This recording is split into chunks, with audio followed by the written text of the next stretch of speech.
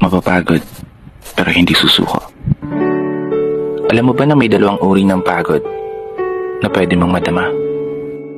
Una, yung pagod na itutulog mo lang at pagising mo, okay ka na.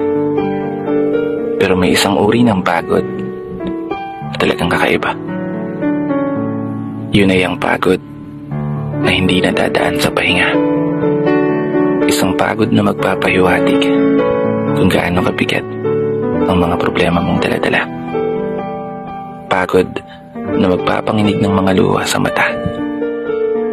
Pagod na magdidikta sa'yo para sabihin ayaw mo na. Mapapatanong ka na lang talaga, saan nga bang direksyon ng aking mga paa?